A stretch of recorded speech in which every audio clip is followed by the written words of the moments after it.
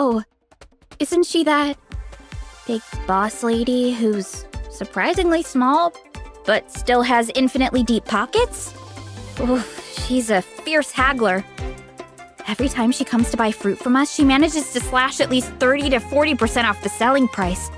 And that's on a good day. On the plus side, though, at least she buys huge amounts, multiple cartloads at a time. And she lets me pet her shaggy sumpter beast. It's so fluffy and such a big cutie. I heard that the plates Malika uses on her barbell lifts are 5 times the weight of her flame strider. And that she uses 10 plates minimum just as a warm-up.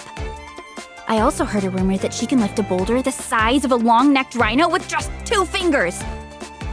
If anyone else was crazy strong like that, I'm sure I'd be too self-conscious to lift weights in front of them. But with Malika, it's different. I find the sound of her voice so reassuring, and the look in her eyes is so inspiring and encouraging. It makes me want to push myself as hard as I possibly can every single day. Sure, I may never catch up to her, but that's no excuse to give up. I'm gonna believe in myself and be the best VARESA I can be. There was this time when Coach Yan-san noticed I'd overshot my target weight and decided I needed a cutting phase. Since swimming's supposed to be good for fat burning, she arranged for me to do an intensive program over at the People of the Springs territory. I'd be there swimming lengths while Mualani was surfing around and towing Coach Yan-san in a life preserver so she could monitor my progress. Every day, she made me do pretty much the same distance as I do in my 30,000-step shuttle runs. Oh, thank goodness Mualani was secretly slipping me some candy to keep my energy up. Otherwise, I don't know how I would have survived. I'm so grateful to her. I haven't entered the pilgrimage that many times, but once I came up against Kanich during the group stage.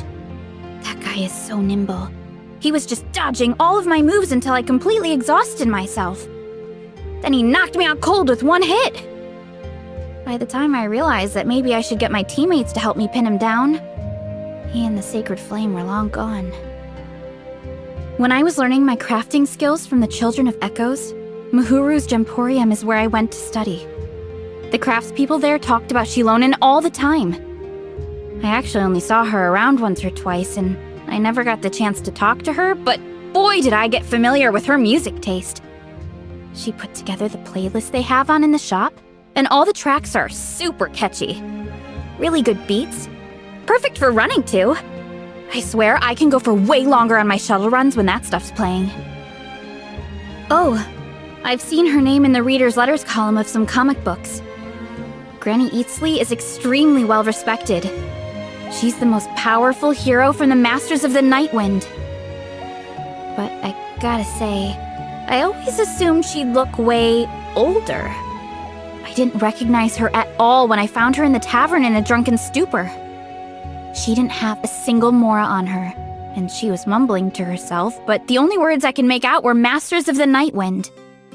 So I paid her bill, threw her over my shoulder, carried her over to the Masters of the Nightwind, and started asking around for Granny Eatsley.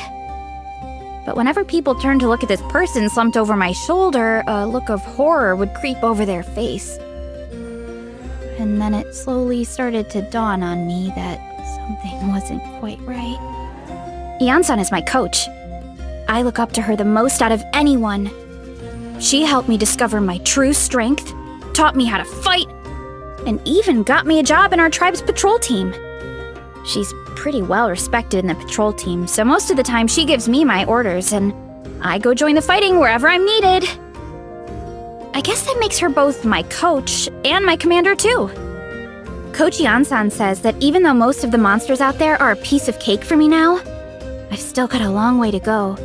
Because the most formidable foes are the ones that take a whole team of heroes working together as one. I'm making sure to follow her training plan every day. It's just... controlling my diet is part of the plan, so I can't really eat deep-fried food or anything full of cream and sugar when she's watching. She says that stuff's unhealthy, but it tastes so good! And I get cravings, so sometimes when I can't resist it anymore, I go to my secret campsite for a snacking session. If you and I ever go for a big feast together, please make sure you keep it a secret. Mrs. Escoffier has really strict standards. Every time her restaurant places a bulk order for my fruit, she picks out a few for... what's it called? Yeah, sample analysis. If the sweetness or flavor is even slightly off, she rejects the whole batch. But then again, her cooking? Out of this world! So delicious. If only I could eat it every day. I guess I'd probably have to be a god to afford that.